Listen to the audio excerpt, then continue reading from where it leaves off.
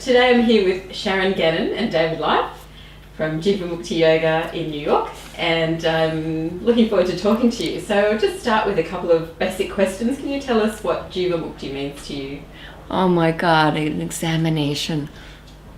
We'll try. Okay. How about you go? You go first, David. The jiva is the individual self, and mukti means liberation. Liberation from separateness. Okay. And Sharon, would you like to make your extended comment? Jivamukti Yoga is a method of yoga recognized by Time magazine as one of the 9 forms of Hatha yoga practiced in the world today. It was developed in 1985 by 2 East Village artists from the Lower East Side of New York City, Sharon, Gannon, and David Life. Why do you think Jivamukti Yoga is so popular? Good question. We haven't got the faintest idea. I guess the broader question is, why is yoga popular in the world today? And I think because it is such a universal practice that it resonates with people from various countries and various traditions, various, all different people benefit from yoga. And really, I think that the evidence of that is the rapid spread of yoga around the world. We're going through a global crisis. There's a lot of difficulty in the world.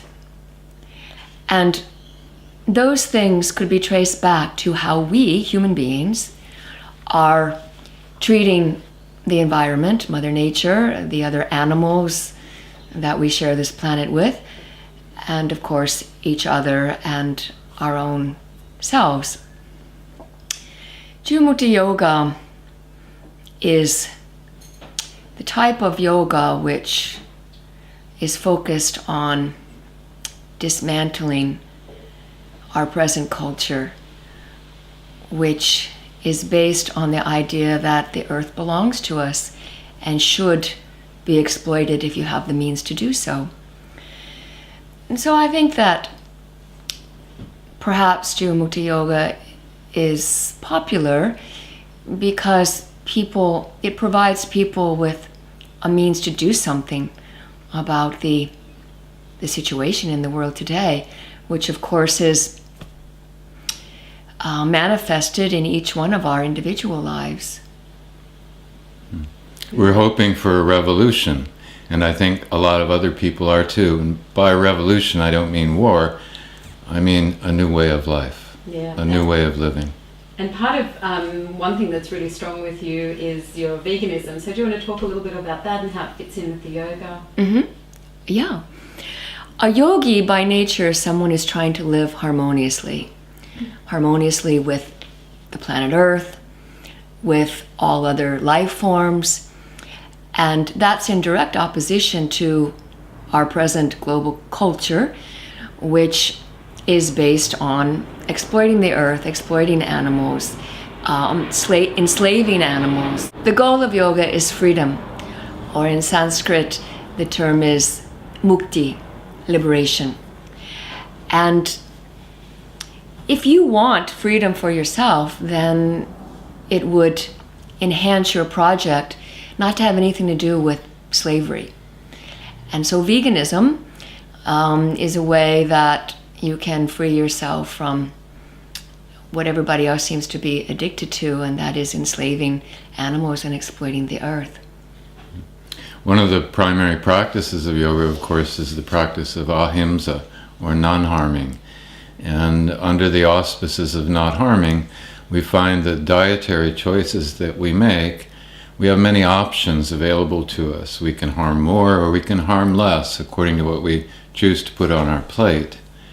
And that's something that we feel is important to the world, to the other beings that we share the world with, and certainly as an integral aspect of a yoga practice that is complete and full and allows liberation. I mean, we're not talking about liberation of individuals, we're talking about the oneness of being. and the liberation of when one joins with others and stops perceiving otherness, instead perceives a sameness of being or essence, the same essence in the tree or the rock or the sheep or the cow or the kangaroo or any other being that happens to share this little planet with us. Perhaps veganism could be very simply explained as a way to be kinder. And what's wrong with that? Wouldn't you like to live in a world where people were kinder? Have a particular tradition or lineage or anything that you draw on, or is it just Yoga. Yoga. I mean, all of these ideas that we've been discussing, they're all found in the yogic scriptures. It's not that we're teaching yoga and veganism, or yoga and animal rights, or yoga and activism, or yoga and environmentalism. I mean, all of these ideas have been stated for thousands of years. They're found in the yogic texts. All of our gurus were vegetarian, vegans. They were animal rights. They were political activists. They really have empowered us to be on this path. I mean, the most important thing that a person can do these days is to dare to care. To dare to care about others, not just their own self. So, Sharon, tell us a little bit about your latest album. I heard that it's really high up on the pop charts. Krishna, Krishna, Krishna, Krishna, Krishna. Yes, it's an album of mantras. The Hare Krishna mantra is one of the tracks, and it surprisingly became very popular very quickly soon after it was released. And it's wonderful that people have embraced these Sanskrit mantras. I wanted to make an album of Sanskrit mantras that didn't use traditional Indian instrumentation or arrangements. So I think we really succeeded in what we were trying to do and make a crossover album into the pop music world. Yeah. So we were number 2 on the Billboard charts for 3 weeks. What's the next first? We have a lot of books in the works Sharon has already written but needs to finish up. A book of menus, of recipes, a cookbook.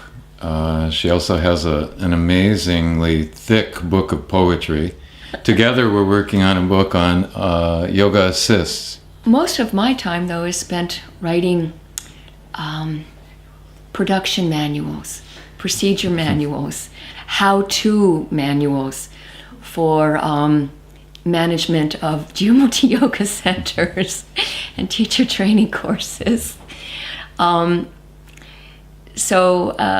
Recently we finished a production manual on how to put on a Jivamukti teacher training course. So we hope that will allow our students to start doing more Jivamukti teacher trainings on their own. So we're excited about that.